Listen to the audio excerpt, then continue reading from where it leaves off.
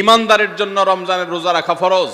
ভাইরা আমার, পৃথিবীতে আজ অনেক বিজ্ঞানী রোজা বা ফাস্টিং এর উপরে গবেষণা করে অনেক বড় বড় পদক, অনেক বড় বড় পুরস্কার জিতেছে।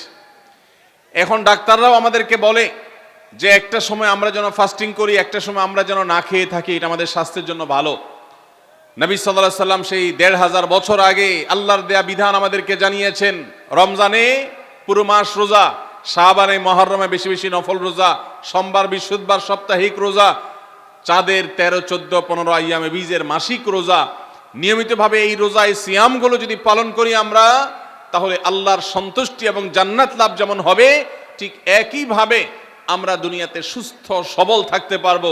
আমাদের শরীরে অতিরিক্ত যে চর্বি তৈরি হয়, বিশেষ করে আজকের বিশ্ব বাস্তবতায়, এই চর্বিগুলোকে বার্ন করার জন্য রোজার কোনো বিকল্প নাই। যদিও চর্বি বার্নের উদ্দেশ্যে রোজা রাখলে সে রোজা রোজা নয়। আমাদের উদ্দেশ্য হবে আল্লাহর সন্তুষ্টি অর্জন, পাশাপাশি পার্থিব উপকারিতা এমনি পেয়ে যাব। আল্লাহ আমাদের সবাইকে রমজান রোজা রাখার তৌফিক দান করুন।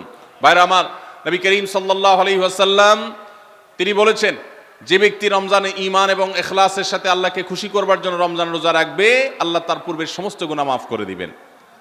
অনেক যুবক আছেন গ্যাস্ট্রিকের অজুহাতে, অনেকে আছেন প্লাস্টিকের অজুহাতে রোজা রাখেন না। কারো গ্যাস্ট্রিক, কারো প্লাস্টিক। সামান্য একটু রোজা রাখতে যে যুবক পারে না, সে নিজেকে মুসলিম দাবি করে কোন মুখে?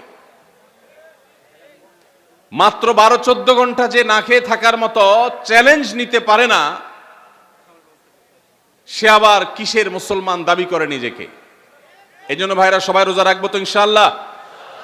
বাসা বাড়িতে বাচ্চাদেরকে কৈশোর বয়স থেকে তাদেরকে রোজা রাখতে শেখাবেন।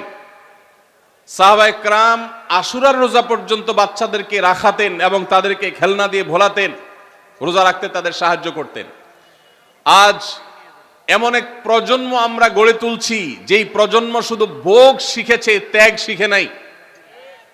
বাচ্চা কাচ্চাদেরকে দেখবেন মা বাপ বড় বড় মোবাইল, স্মার্টফোন তাদের হাতে তুলে দিচ্ছেন।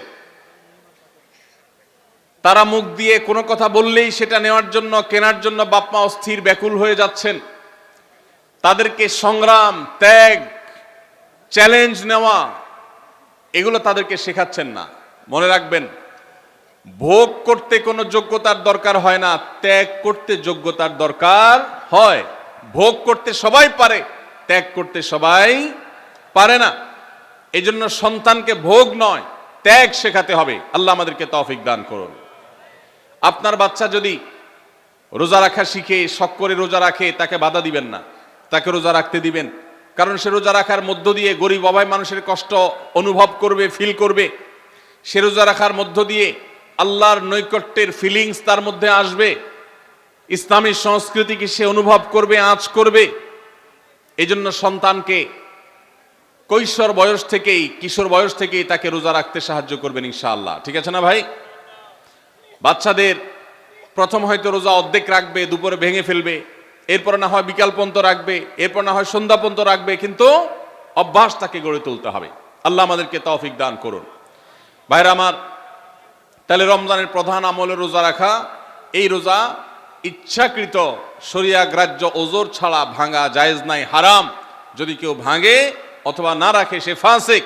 অতএব এই রোজার চর্চা আমাদের করতে হবে। আল্লাহ আমাদের সবাইকে তৌফিক দান করুন।